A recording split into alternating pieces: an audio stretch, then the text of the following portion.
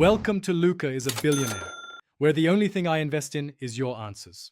You start by confirming your carrier and SIM support Vo LTE. That's the only reliable way to use internet during a voice call.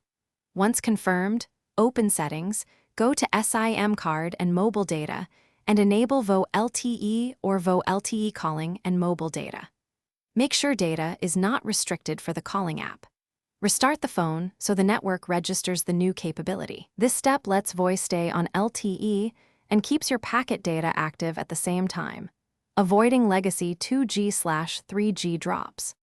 Once Vo LTE and data are enabled, verify your APN settings match carrier specifications so data sessions are stable during calls. If your carrier provides Wi-Fi calling, enable it as an alternative. You can use Wi-Fi for internet while voice routes over Wi-Fi or Vo LTE. For extra reliability, open developer options and enable mobile data always active if present. This keeps the data radio up during voice handovers. Make sure to save changes and test with a short call while browsing to confirm continuity and speed. To finish, place a regular call and immediately open a browser or messaging app to stream a small file. You should remain online. If internet drops when the call connects, toggle airplane mode briefly, then re-enable radios. Additionally, try reinserting the SIM and rebooting. Check for carrier updates and the latest system update.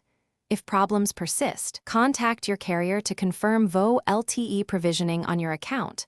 That's the key troubleshooting step because network provisioning, not the phone, is usually the blocker. Thanks for watching and please subscribe. It's the best investment you'll ever make.